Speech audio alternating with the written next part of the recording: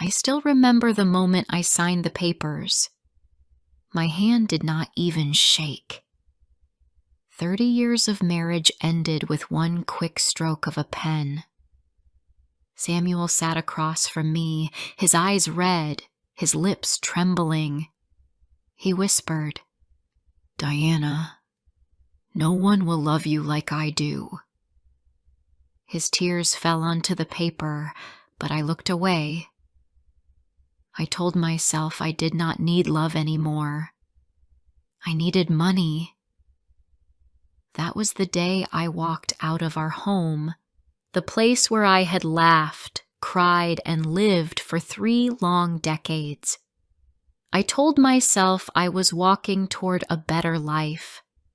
I told myself I was walking toward Raymond.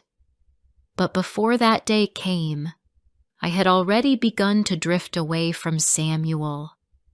His business had been falling for years. Once, he was strong. He worked hard.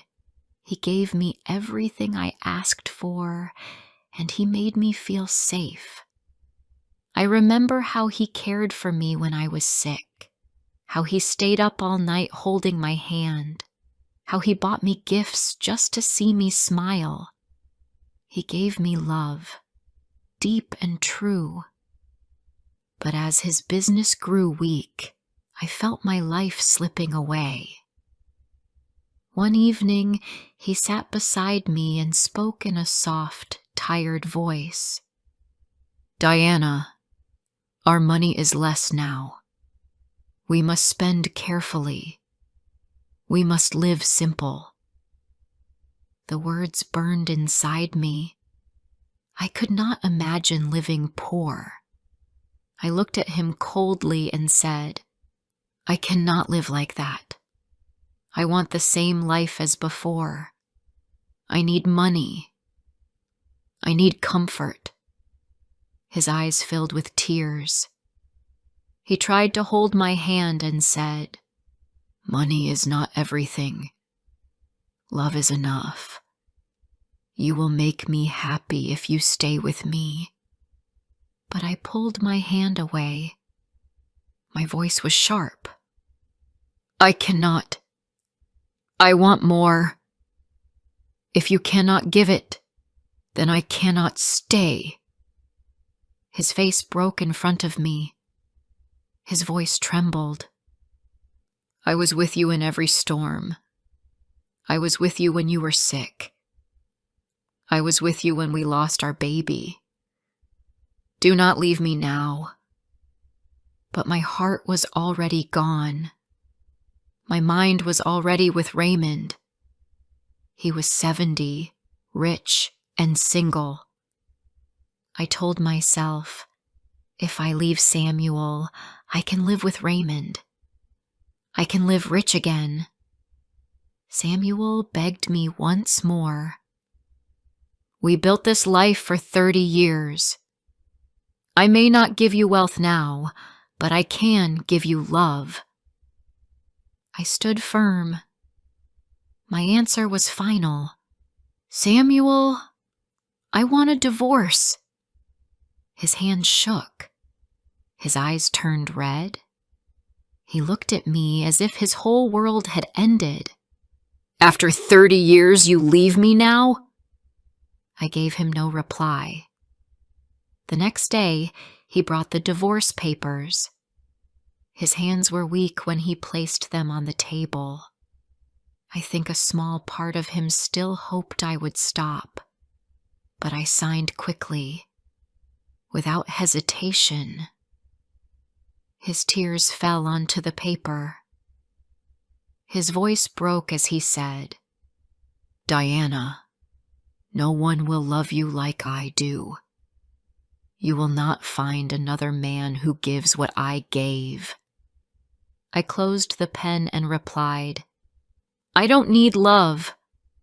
I need money. I need comfort." He whispered almost in silence, "Money will not hold you when you are weak.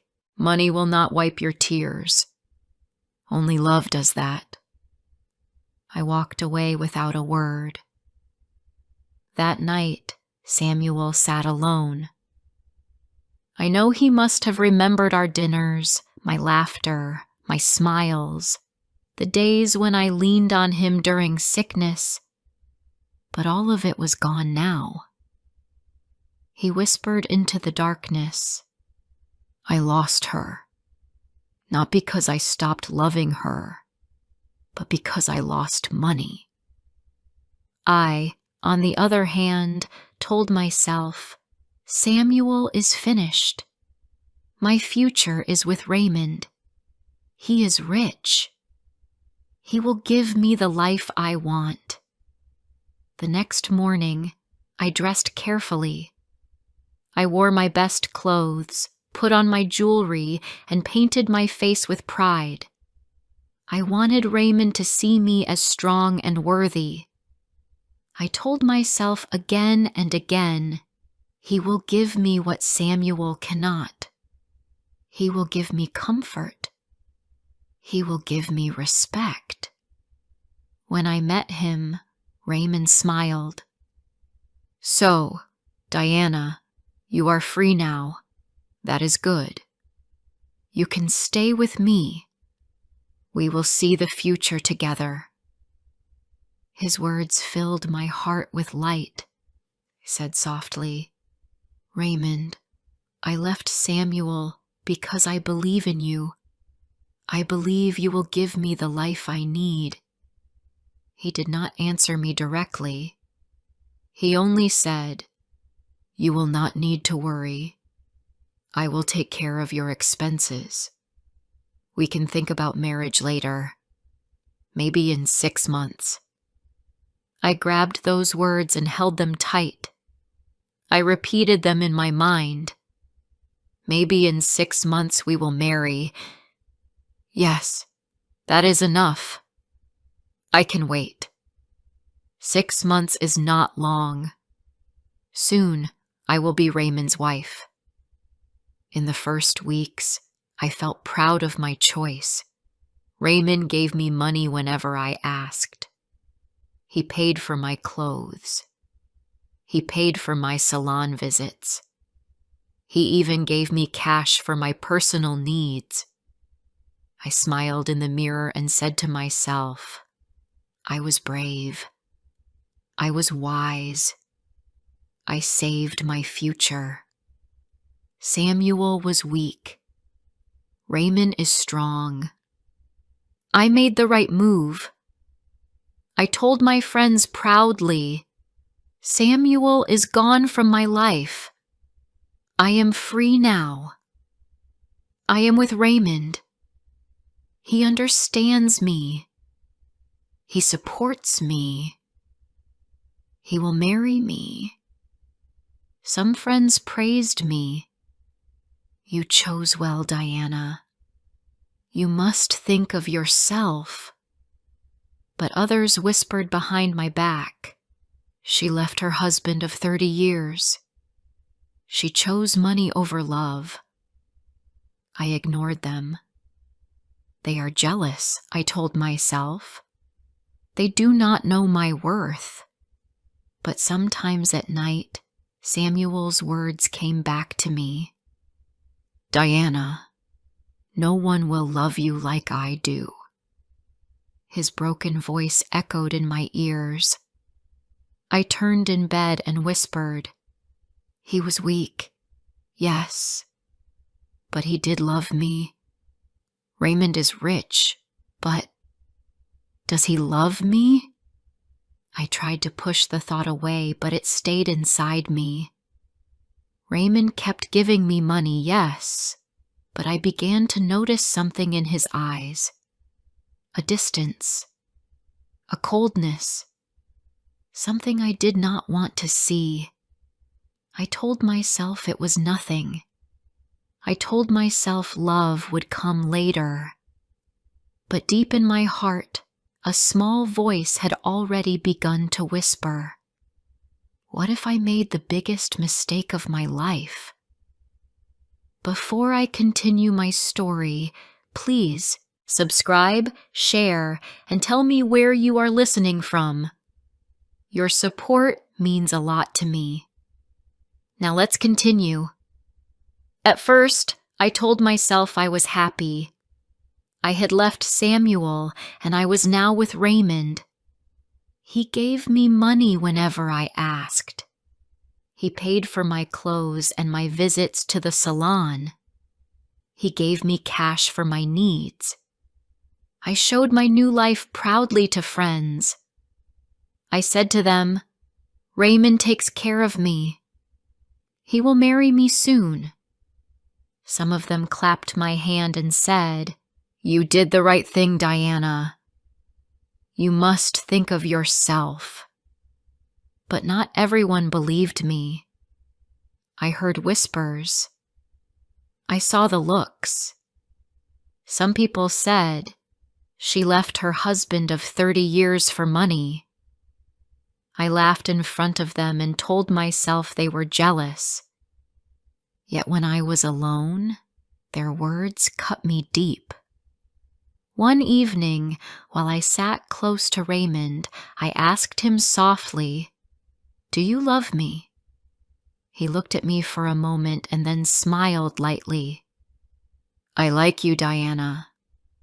You are a good friend. Love is a big word. Maybe time will decide. I forced a laugh and said, Yes, time will decide. I can wait. But inside, I felt something break. He had not said yes. He had not called me the woman he loved.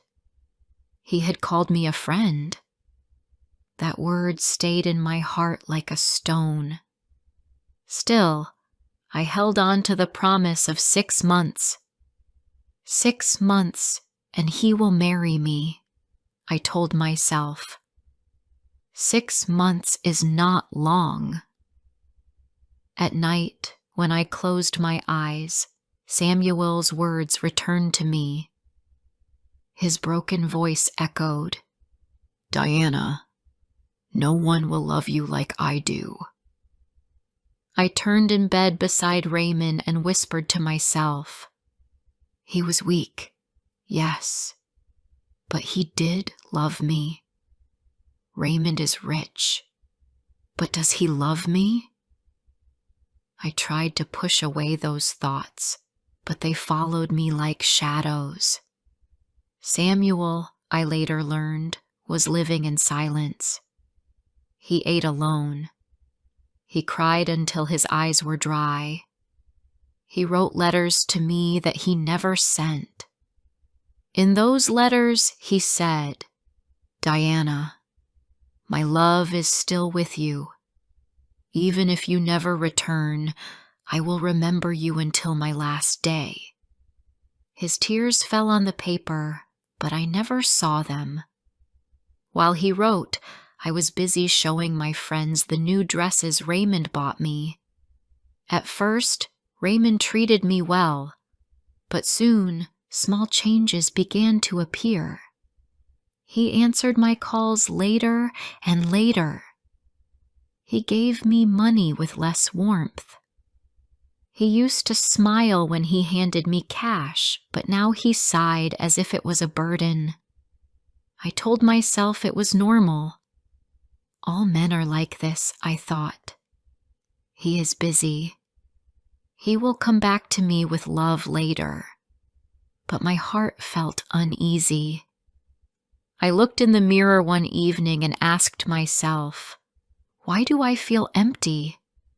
I got money. I got comfort. But why do I feel something is missing? I closed my eyes and saw Samuel's face. He was crying. He was begging, Stay with me, Diana. Please stay. I will give you love. I opened my eyes quickly and shouted at my reflection. No, I do not need that man. I do not need love. I need wealth. But my hands were shaking as I spoke. I tried to hold on to pride.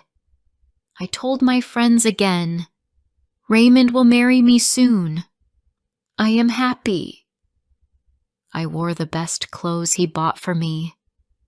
I forced a smile, but when I was alone, I cried silently into the pillow. One evening, I pressed him again. Raymond, you promised me. 6 months, you said. Time is moving fast. Do not forget. He looked away and said flatly, Yes, yes. We will talk later. His voice was cold. I felt my chest grow heavy. I wanted to believe him, but his tone cut my heart. Another night, while lying beside him, I whispered into the dark, Do you love me? Will you marry me? Or am I only here for now? He did not hear me. He was asleep. I wiped my own tears in silence. Every day I waited for his love to grow. Every day I told myself, he will see my value. He will love me. He will keep his promise. But deep down, I began to see the truth. His smile was fading. His voice was shorter. His promises were turning into delays. Meanwhile, Samuel grew weaker. He lost weight. His eyes lost light. Yet his heart still spoke of me. I did not know it, but he whispered at night, If she came back, I would forgive her. I would hold her hand again. I would give her peace. I should have felt safe in Raymond's house, but instead I felt restless. He gave me money, yes, but he never gave me care. He gave me comfort, but he never gave me love. My heart was hungry, even while my hands were full. One evening I asked him, Raymond, do I trouble you? Do you want me here? He looked at me and said coldly, Stay if you want. Leave if you want. It makes no difference to me. His words broke me. I turned away so he would not see my tears. In my heart, I screamed, I left Samuel for this? I gave up 30 years of love for a man who does not even care if I stay or go. But still, I held on to the illusion. I told myself he would change. I told my friends he was good to me. I tried to believe my own lies. Late at night, when I could not sleep, I whispered to myself, Samuel's love was heavy. Raymond's care is light. My heart knows the truth, but my pride will not let me return. I chose this path. I must stay strong. But even as I said it, I knew. Deep inside, I already knew. The months passed slowly, and my heart grew heavier with each day. I kept waiting for Raymond's words to turn into action. I kept waiting for love to appear where there was only money. I held on to the 6 months he had promised me, like a child holding on to a broken toy. I told myself again and again, he will marry me. He will not betray me. He will keep his word. But inside, I already felt the truth. Raymond's tone grew colder. His eyes no longer searched for me.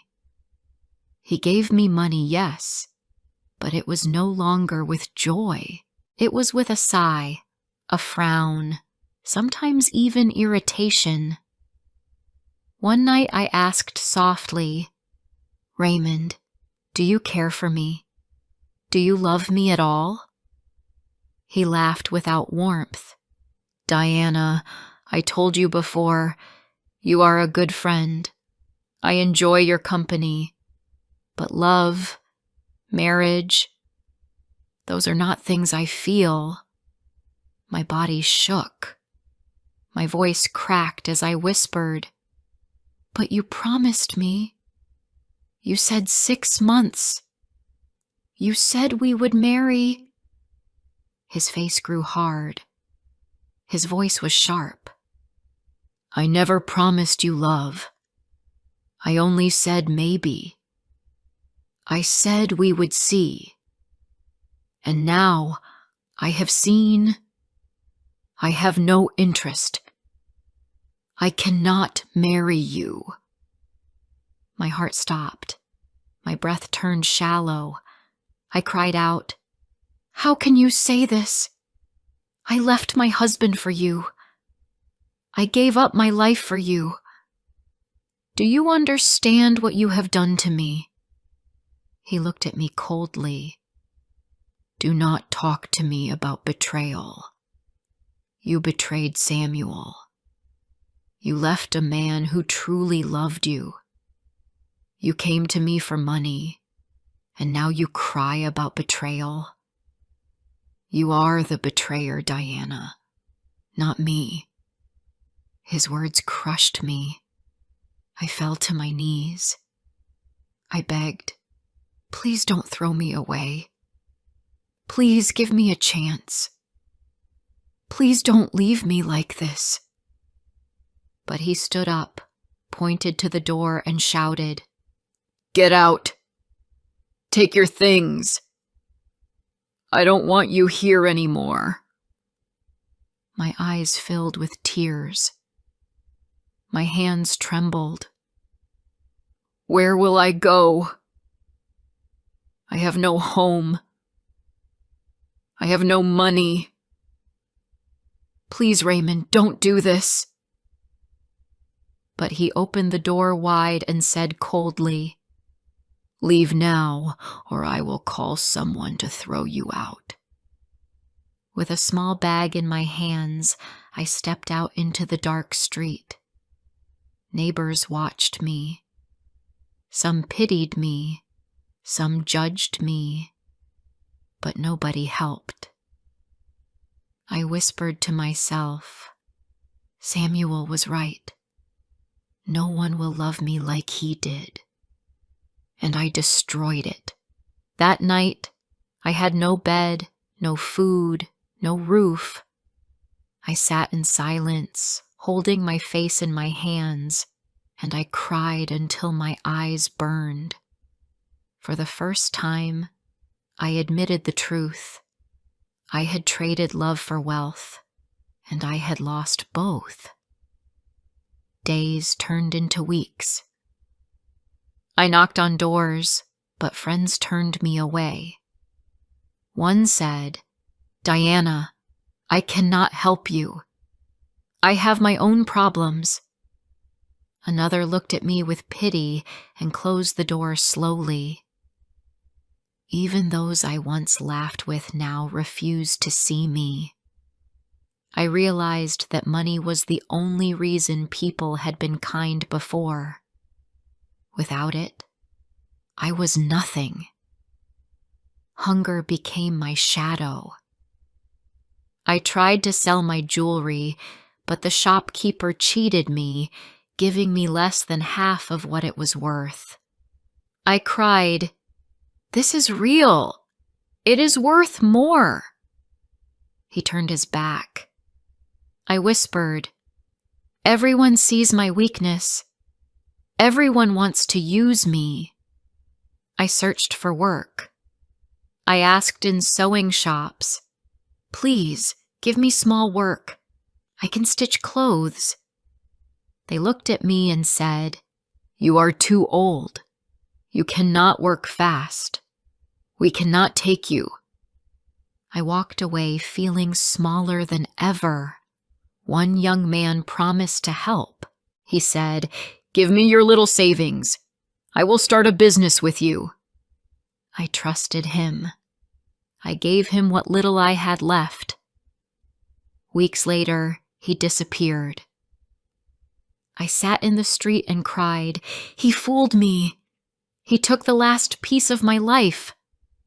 My body grew weaker. Fever came. Hunger became constant. I knocked on a neighbor's door and begged, "Please, help me. Please give me food." The woman looked at me and said coldly, "You chose this life. You left your husband. Why should we help you now?" Then she closed the door. I sat outside whispering, "I am paying for my mistake. Every day, I am paying." Nights were the worst. I lay on the floor, shivering.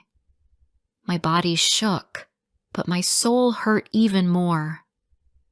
I remembered Samuel's words when I signed the divorce papers.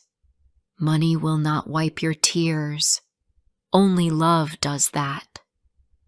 I pressed my face into my hands and whispered, "You were right, Samuel.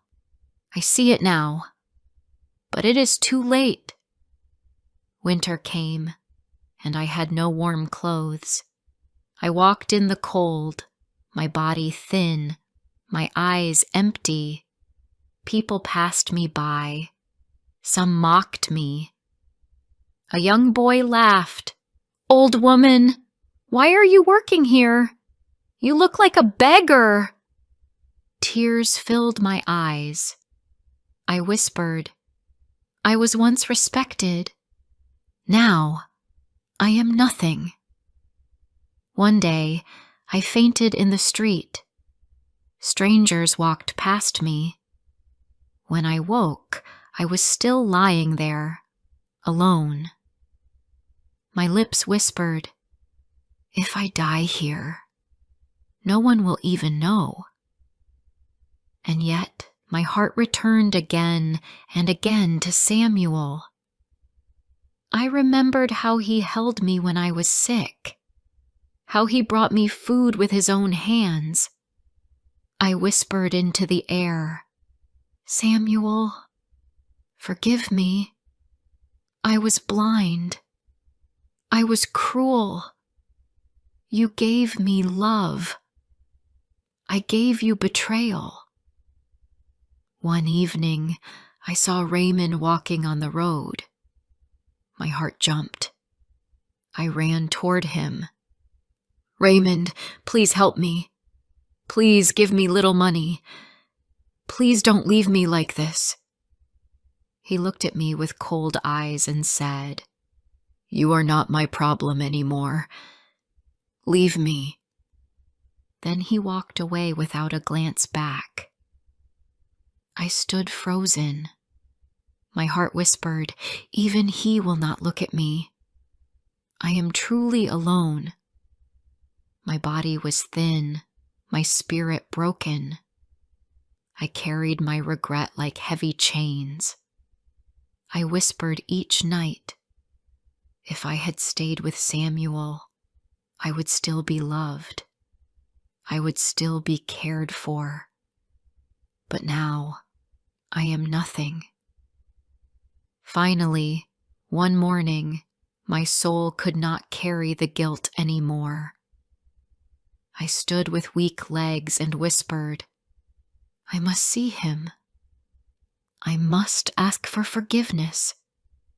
If he closes the door, I will accept it. But I cannot die without trying." Step by step, I walked back to the home I had abandoned. My heart pounded with fear. What if he rejects me? What if he says I am nothing to him now? Tears fell from my eyes as I reached the door. I raised my hand and knocked. The door opened slowly. Samuel stood there. His hair was gray, his eyes tired, but his heart was still alive. He looked at me, and for a moment he said nothing. Then his eyes filled with tears. My voice broke. "Samuel, It is me. I am sorry. I was wrong. I left you when you needed me most. I destroyed our marriage. I destroyed you. Forgive me if you can. If you cannot, I will go away. But I had to come. I had to say sorry. My knees gave way, and I fell to the floor. I cried. I lost everything. Raymond used me. Friends rejected me. People cheated me. I have no money, no home, no respect. But the worst loss was you. The worst pain was losing your love. Samuel bent down and lifted me gently. His tears fell onto my face as he whispered, "Diana, my love was real. My love was strong, and it never died. Even when you left me, my heart prayed for you. Even when you betrayed me, I wished for your safety." I covered my face and cried harder. "How can you forgive me? How can you still love me after what I did?" He held my hand.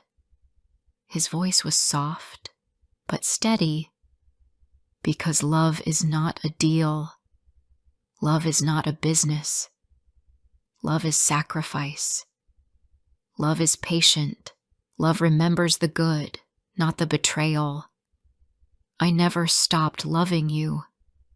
My pain was deep, but my love was deeper. I placed my head on his chest and sobbed like a child. "If you take me back, I will never leave again. I will not ask for wealth. I will not ask for gold. I will only ask for your hand." Through tears, he smiled. "Then stand with me now. We may be old, but our hearts are still alive. We may not have riches, but we have each other. Let us begin again." I whispered, "Yes, Samuel. This time I understand. This time I will not make the same mistake." We held each other for a long time. Our wrinkles showed our age, but our tears showed our love. Samuel whispered, "We lost years, Diana, but we still have today, and today is enough."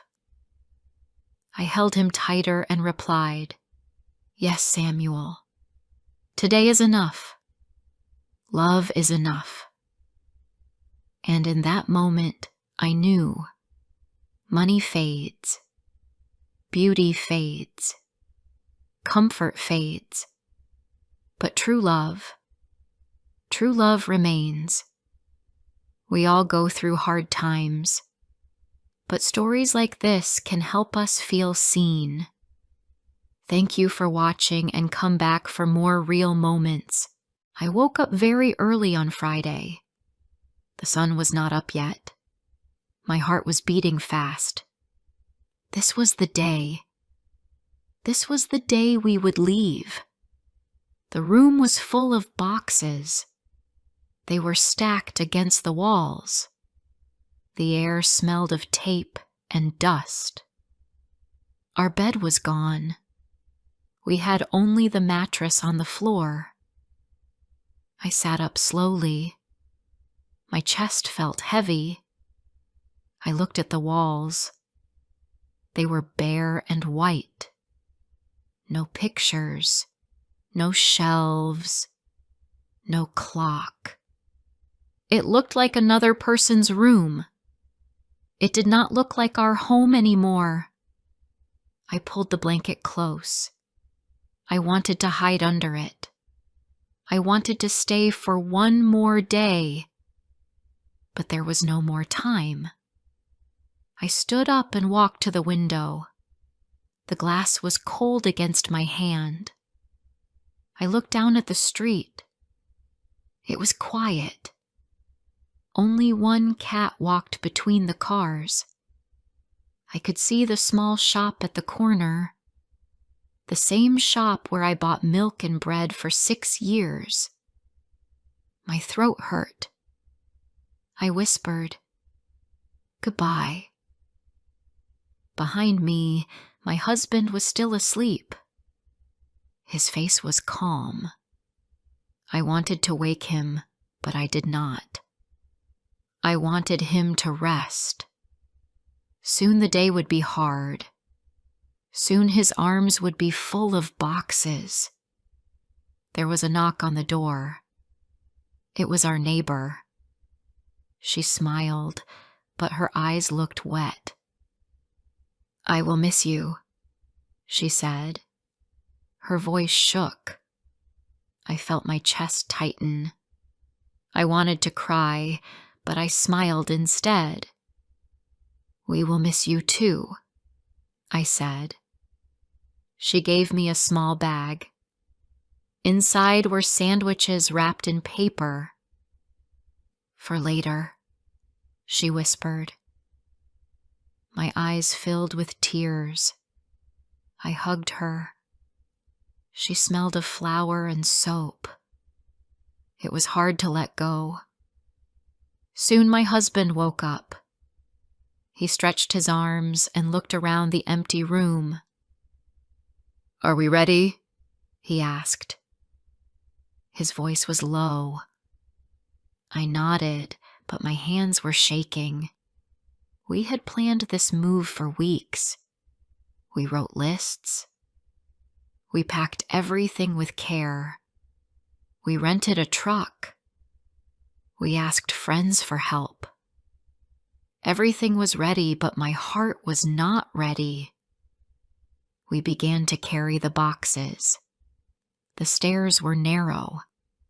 My arms hurt, but I kept going. Each box felt heavier than the last. Our friend arrived to help. He laughed and said, "You have too many books." I tried to laugh too, but my smile was weak.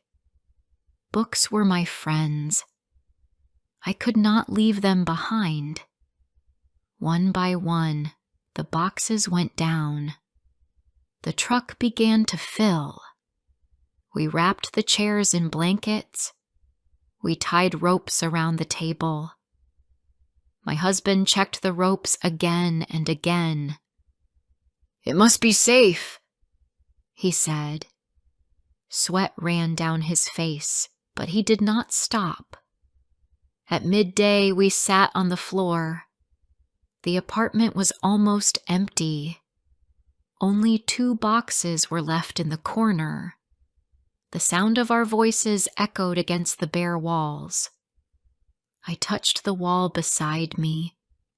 It was cold and hard. My mind was full of memories. I remembered the first night we came here. We had only 1 bag of clothes. We ate dinner on the floor and laughed. I remembered when the bathroom light broke and we fixed it together.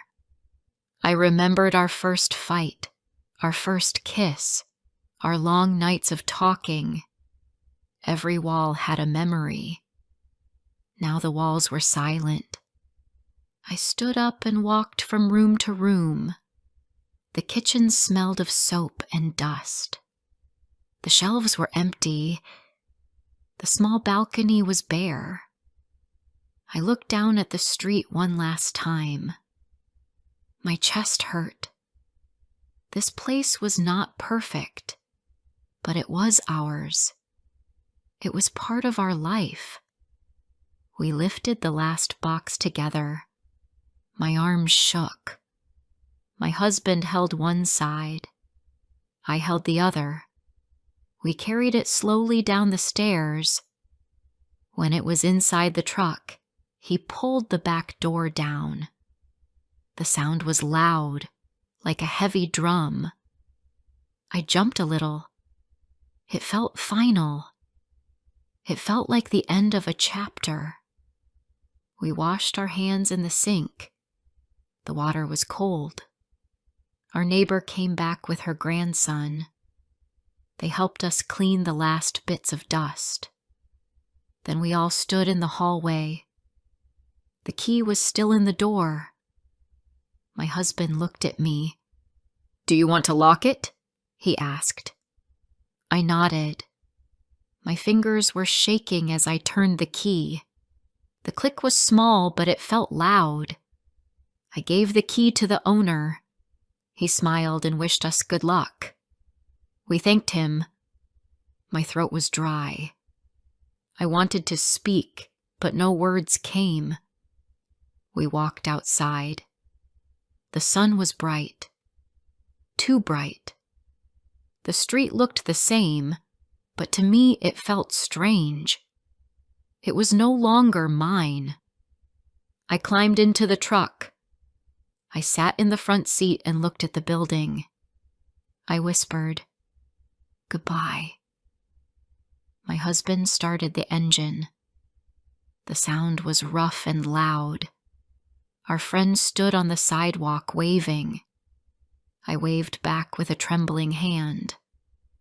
My eyes burned, but I did not cry. The truck began to move. Slowly the street fell behind us. I watched the houses pass by. My husband held the wheel tightly. His face was serious. I reached for his hand. He looked at me. His eyes were soft. "We will be fine," he said. "We are starting a new life." I wanted to believe him. I tried to smile, but my lips shook. The city was leaving us. Every turn of the wheel took us farther. My chest was heavy. My heart was full of fear, but also full of hope. I pressed my head against the window and closed my eyes. The sound of the truck was loud, but inside my mind it was quiet. I thought about the past, and I thought about the future. I thought about what we were leaving and what we might find. The road stretched ahead. The sky grew brighter. I whispered one last time, "Goodbye, old life." Before I continue my story, please subscribe, share, and tell me where you are listening from. Your support means a lot to me. Now let's continue. The road was long. The truck made a loud sound. My husband kept his eyes on the road. I sat quietly beside him. My heart felt heavy, but also light. I was leaving so much behind, but I was also moving towards something new. The sun rose higher in the sky. I opened the small bag from our neighbor. Inside were sandwiches wrapped in paper. I gave one to my husband. "Eat," I said softly. He smiled and took it with one hand. I ate mine slowly. The bread was soft, but I could hardly taste it. My mind was full of thoughts. We passed fields, trees, and small towns. I pressed my head against the glass and watched them blur past. At times I felt calm. At times I felt afraid. Would we like the new city? Would we find new friends? Would the new house feel like home? Questions kept circling in my head. After 3 hours, we entered the new city. The streets were wide. The buildings were taller. The cars moved quickly in every direction. My heart beat fast again. Everything looked new, and I felt very small. We followed the map until we reached the house. It was on a quiet street, away from the busy road. The house was not big, but it was bigger than our apartment. It had 2 bedrooms, a kitchen with a window, and a small balcony. I saw plants on other balconies, and I thought, maybe I can grow flowers here. We parked the truck in front. My husband turned off the engine. The silence felt strange after the long drive. We looked at each other. For a moment we said nothing. Then he smiled a little. "We are here," he whispered. We unlocked the door and stepped inside. The air smelled different, like paint and dust. The rooms were empty, waiting for us. The walls were clean and white. The floor was bare. I walked from room to room slowly. My footsteps made small echoes. It did not feel like home yet. It felt like a stranger's place. Soon our friends arrived. They followed us in their car to help. Together we began to unload the truck. The boxes were heavy. My arms ached, but I did not stop. We carried chairs, tables, and bags inside. The floor filled quickly with piles of things. We laughed a little while we worked. One friend joked, "You need 10 people for all these books." Another friend said, "You could open a shop." I smiled, but I was too tired to answer. My back hurt, and sweat ran down my face. When the truck was finally empty, we sat on the floor of the new living room. We drank water from plastic bottles. The air was hot, but the room felt fresh. I looked at the piles of boxes around us. I sighed. "This will take forever," I said. My husband smiled. "We have time," he answered. After the friends left, we were alone. The house was full of boxes, but it still felt empty. I sat in the corner, hugging my knees. I felt small inside this new space. The walls did not know our voices. The air did not know our smell. It was not home yet. That night we lay on the mattress again. The bed was not ready. We ate bread and fruit for dinner. I looked at the ceiling in the dark. I felt tears in my eyes. "Do you think we made the right choice?" I asked. My voice was quiet. My husband reached for my hand. "Yes," he said softly. "It will take time, but we will be fine." The next morning, sunlight came through the window. It was soft and warm. I sat up and looked around. The boxes were still there, but the light made the room look different. Maybe this could be home. We started to unpack. I opened a box marked kitchen. Inside were cups, plates, and spoons. I placed them on the shelf. I wiped the table with a cloth. Slowly, the kitchen began to look like ours. My husband worked in the bedroom. He built the bed again. He opened the wardrobe and placed clothes inside. The sound of wood and nails filled the house. Unpacking was slow. Every box was heavy. Some items were broken.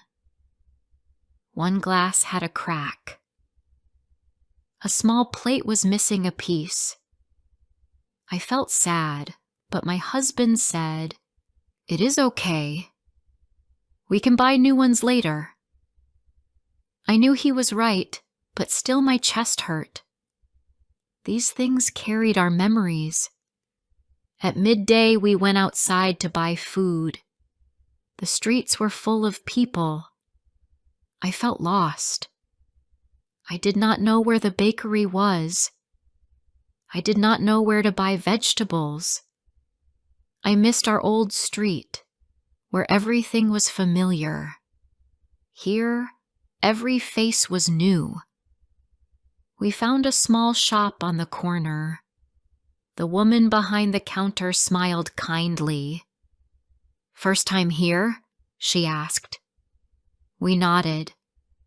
She pointed to the bread and fruit. "These are fresh," she said. Her voice was warm. I felt a little better.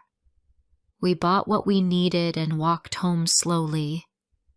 Back at the house, we ate together on the balcony. The air was cooler outside. Birds flew across the sky. I looked at the buildings around us. Some children played in the street. Their voices were high and happy. I felt a small smile on my lips. Maybe we would be okay here. In the evening, we opened more boxes. I found our photo frames. I placed them on the shelf. I put one picture on the wall. It showed us on our wedding day. The moment I saw it, my heart felt warm. For the first time, the room felt less empty. That night, the house was quiet. Too quiet. I missed the sound of our old street. I missed the neighbor's radio. I missed the shop bell at the corner. I turned on a small lamp. The light was soft and yellow. My husband sat beside me. "It feels strange, doesn't it?" he asked. I nodded. "Yes, but maybe it will get better." He touched my shoulder. "It will," he said. The next few days were busy. We unpacked slowly. We cleaned the rooms. We placed each item in a new place. At times I felt happy. At times I felt sad. Change was hard. But each day the house looked more like ours. On the fourth day, a neighbor came to visit. She brought a cake. "Welcome," she said kindly. My eyes filled with tears. I felt touched. We sat with her and drank tea. We talked about the area, the shops, and the people. Her words were simple, but they gave me comfort. Maybe this street could become our new family. That night, I stood on the balcony. The air was cool. The stars were bright. I took a deep breath. I thought about the past and the future. I thought about what we lost and what we could gain. I whispered, "This is our new life." The first week passed quickly. We unpacked more boxes every day. The house looked different now. It was no longer empty. The shelves were full. The table stood in the middle of the room. Our bed was ready. Clothes hung in the wardrobe. It was slowly becoming our home. But my heart still felt heavy at times. At night, I often thought about our old place. I remembered the streetlight outside the window. I remembered the sound of our neighbor's door. I remembered the smell of bread from the bakery at the corner. I missed it all. One evening, I sat on the balcony alone. The city around me was quiet. My husband was inside, fixing a chair. I looked up at the sky. The stars were small but bright. I whispered, "I feel like a stranger here." My eyes filled with tears. I wanted to be strong, but it was not easy. The next morning, I decided to walk outside. I wanted to learn the streets. I wanted to know the shops and faces. I put on my shoes and left the house. The air was cool and the sun was soft. I walked slowly down the road. I saw a small park with children playing. Their laughter made me smile.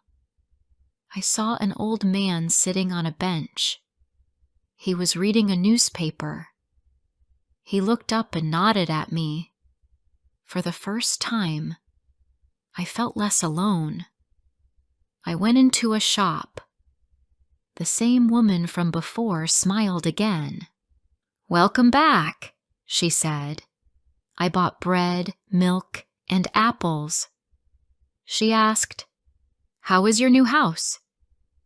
Her voice was warm. I answered, "It is good.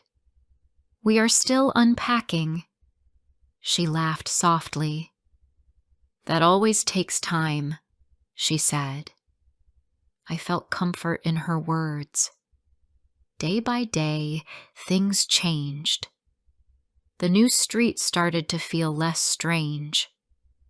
I learned where to buy vegetables. I found a bakery with sweetbread. I discovered a bus stop close to our house.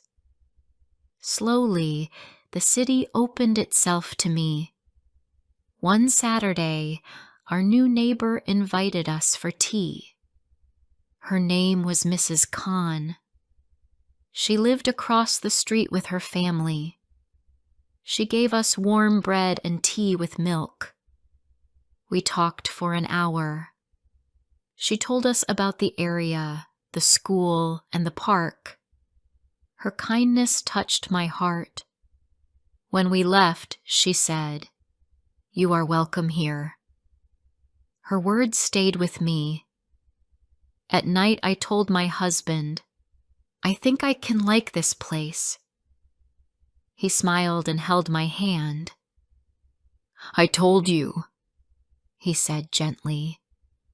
The next week, I decided to plant flowers on the balcony. I bought small pots and soil. I placed them in the sun. I planted bright yellow flowers. When I watered them, I felt peace. The balcony no longer looked empty. It looked alive. Every day I watched the flowers grow. They made me happy. They made the balcony feel like ours. Sometimes I sat there with tea. I listened to the voices of children playing outside. I watched the sky turn orange in the evening. My heart felt lighter. One afternoon, I went for a longer walk. I found a library near the park. The building was small but quiet. Inside, the shelves were full of books. I smiled. Books had always been my friends. I borrowed one and walked home with joy. That night I read until late. The words gave me comfort, like an old friend. Our life began to find rhythm. In the morning, my husband went to work.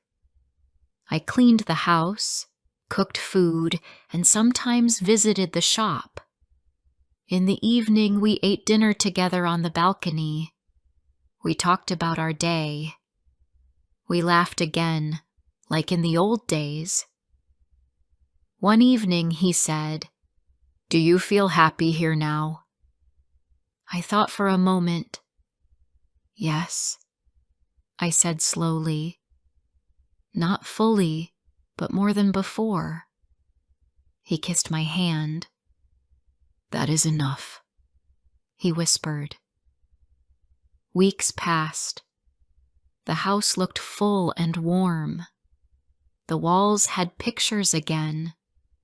The shelves carried books. The kitchen smelled of food. The air carried our voices. It was no longer a stranger's house. It was ours. One night I dreamed of our old apartment. I dreamed of the street, the shop, and the bakery. When I woke up, I felt sad. But then I looked around. I saw the light on the balcony. I saw the flowers by the window. I saw my husband sleeping beside me. I realized something important. Life moves forward. Memories stay, but the heart can grow in new places. The next morning, I wrote a letter to our old neighbor. I told her about our new house, the flowers, and the kind people here. I thanked her again for the sandwiches she gave us on the day we left. Writing the letter made me cry, but it also made me smile. By the end of the second month, I felt different. I no longer felt like a stranger. When I walked on the street, I saw faces I knew. When I went to the shop, the woman greeted me with joy. When children played outside, they waved at me. I waved back. My heart felt lighter each day. One evening, I stood on the balcony with my husband. The sky was full of stars. The air was cool. I looked at him and said, "This is home now." He smiled and put his arm around me. "Yes," he said softly. "This is home." I closed my eyes and took a deep breath. I thought about the past, the pain of leaving, the fear of change. And then I thought about now, the flowers, the laughter of children, the kindness of neighbors, the warmth of our new life. My eyes filled with tears, but this time they were not sad. They were full of peace. The big move was hard. It was painful to leave what we knew, but it gave us something new. It gave us hope. It gave us space. It gave us a new beginning. And sometimes that is what we need most. Thank you for listening to my story. Life is not always easy. Change can hurt, but it can also bring hope. If you enjoyed this story, please like the video, subscribe to the channel, and share it with friends. Your support means so much to me.